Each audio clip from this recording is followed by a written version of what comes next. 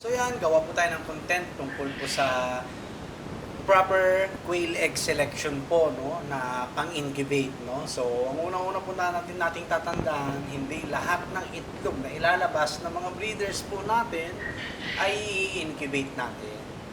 Marami naman tayong itlog, marami tayong dapat pagpilian, no. So, ito lang po yung mga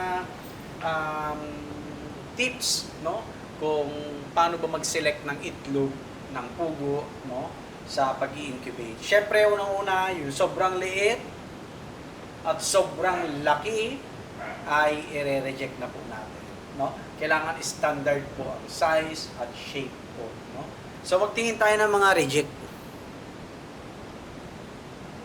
Wait. Meron dito eh. Nasaan na ba yun? Ito. Una-una, reject na po itong pahaba. Ayan. Pahaba. Okay? Pahaba. Ayan.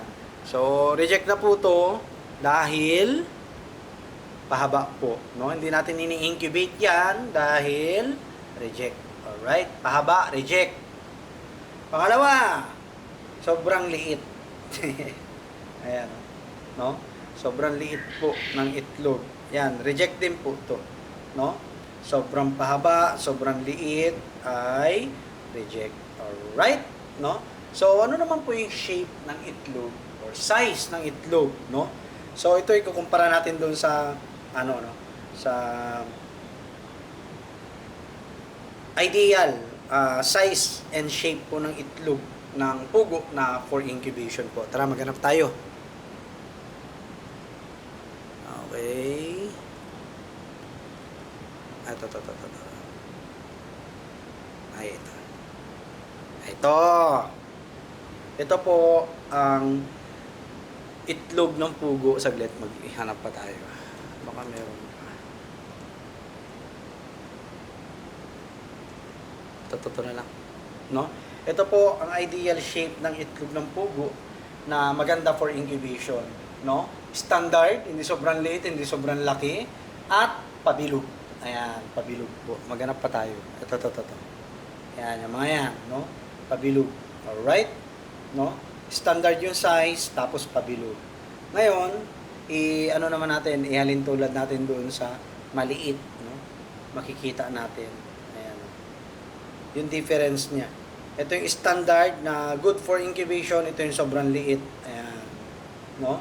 Rounded to, na standard po yung size, no? Ito parang ganito, oh. Ayan, no? Ayan. Okay? Makikita nyo yung difference, oh. Ayan. Ito maliit to. Not good. And itong isa, sobrang pahaba naman. Ayan. Reject na rin to, no? So, ito yung mga good sizes ng itlog for incubation. Tara, maghanap pa tayo. Ito. Ayan. No? Ito. Ayan. Ito mga to, good sizes po itong mga to, no? Standard yung size and rounded po sila, no? So yan po ang basic tips, no? So sa quail egg pa lang meron na tayong selection process, no? Hindi basta banat ng pag-i-incubate, ayan, no? Ito po yung mga standard size ng itlog ng pugo, no? Rounded, hindi sobrang liit, hindi naman sobrang laki, no? Na itlog, no? Yung standard lang, no, pabilog. Ayan, no. So, kung mapapansin nyo po sa itlog pa lang ng pugo ay meron ng proper selection, no? At hindi po lahat ng ilalabas ng breeders po natin ay ilalagay po natin sa incubator. Siguro gagawin lang natin yung kapag walang-wala na. As in lahat gusto mo i-incubate tapos tsaka ka na lang mamimili. No? At para sa akin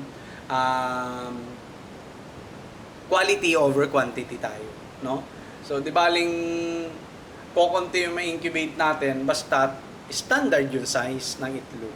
Dahil dyan naman po ma-determine kung ang itlog ng pugo ay ayan o, gaganda o. Halos lahat po magaganda na to. Kaya pag mamimili tayo ng July, marami na tayo mapipili. Ayan, no? All goods po to. So, yan, no? So, yun, nagkaroon tayo ng konting tips, no? sa pagpili or proper selection ng quail eggs for incubation. Yan, no? At hindi po lahat ay nilalagay po natin sa incubator, no? At yun lang po sa gabing ito. At least kahit papaano nagkaroon tayo ng idea, no? Kung paano ang proper selection, proper size and shape po ng quail egg na ini-incubate po, no? And pagpatak po ng July ay gabi-gabi po tayo magkakaroon ng content regarding sa ano ba, nakapag-ipon na tayo ng itlog for this day, no? Si-selection na rin po tayo ng pang-incubate po natin, no? Para at least masamahan niyo po ako yung actual, no, na pagpili po ng mga itlog pang-incubate ay makikita niyo po, no? Makikita niyo. Para in return, pag kayo po ay bibili sa akin ng mga fertile eggs, magpapapisa po kayo, no? Tapos mag-aalaga kayo ng mga sisiw, ay meron kayong pagbasihan ng mga videos regarding sa akin, no? So, mga videos po natin dito is experience-based po, ha? Hindi ko po sinasabing expert ako, at lahat po ng content natin ay experience-based po. Experience-based po. Hindi po ako nagmamagaling, hindi po ako expert sa pag-aalaga ng manok, ng pugo, no?